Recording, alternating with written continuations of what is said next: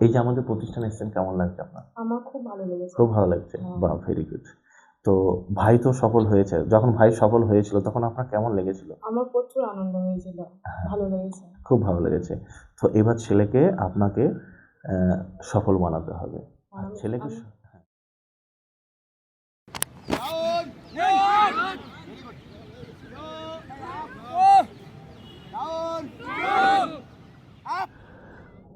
প্রিয় দর্শক, আমার সামনে শুভজিৎ বাবু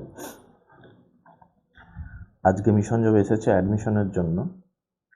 তো আমরা জানবো শুভজিৎ বাবু মিশন জবে কেন অ্যাডমিশন নিল এবং মিশন জব সম্পর্কে শুভজিৎ বাবু কোথা থেকে জানতে পেরেছে। শুভজিৎ, তোমার পরিচয়টা দাও তো বাবু। আমি কলেশ্বর থেকে এসেছি। কলেশ্বরের পাশে মানে ওটা কোন ডিস্ট্রিক্ট? বীরভূম বীরভূম ডিস্ট্রিক্ট। হ্যাঁ, বলো, তারপর বলো। তো আমি আমার মামার কাছ থেকে জানতে পেরেছি। হ্যাঁ। উনি এখানে প্রথমে কোচিং করেছিলেন, হ্যাঁ, দিয়ে তার কাছ থেকে আমি জানতে পেরে এখানে অ্যাডমিশন নিতে এসেছি। বাহ, ভেরি গুড। আচ্ছা, তোমার মামার নামটা কি বলো? বিশ্বজিৎ সাহা। বিশ্বজিৎ শাহ। বিশ্বজিৎ এখন কি করছে বাবু? ও ইন্ডিয়ান আর্মিতে জব করছে। ইন্ডিয়ান আর্মিতে জব করছে। বাহ, ভেরি গুড। তো বিশ্বজিৎ বাবু তোমাকে কি বলেছে? বলে যে এখানে যত্ন সহকারে সব শেখানো হয়, হ্যাঁ। আর এমনি সব ঠিকঠাকই শেখানো হয়। হ্যাঁ, মামা বলেছে তুই যদি চাকরি পেতে চাস, হ্যাঁ। আমি ওখান থেকে পেয়েছি, তুইও যা, তুইও পাবি, তাই তো বাবু? হুম। বাহ, ভেরি গুড, ভেরি গুড। আচ্ছা শুভজিৎ, তুমি তো এবারে এইচএস দিয়েছো, তাই তো? হ্যাঁ স্যার।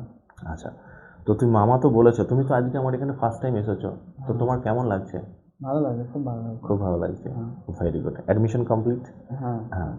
আচ্ছা, তোমার মেন ফোকাস কি আছে, তুমি কি বলতে পারবে বাবু? মানে কোন চাকরিটা তোমার সব থেকে প্রিয়?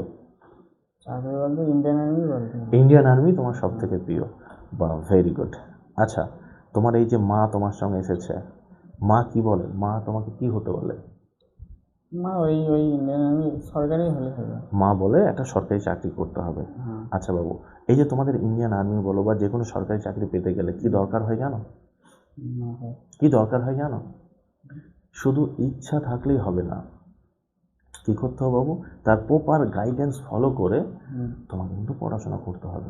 তাহলে আজকে তুমি মিশন জবে অ্যাডমিশন হলে তোমাকে আজ থেকে নতুন জার্নিতে তোমাকে কিন্তু সামিল হতে হবে, ঠিক? হ্যাঁ। অনেক বন্ধু, অনেক বান্ধবী তোমার আছে যারা তোমাকে বলবে আয় এখানে ওখানে আয়, নিশ্চয়ই তাদের সঙ্গে তুমি যাবে, কিন্তু তোমার মেন প্রায়োরিটি হবে পড়াশোনা করা। স্যার। হ্যাঁ, তোমাকে একটাই কথা বলবো বাবু, কোনো দিন মিশন জবে ক্লাসেসকে বন্ধ করা যাবে না।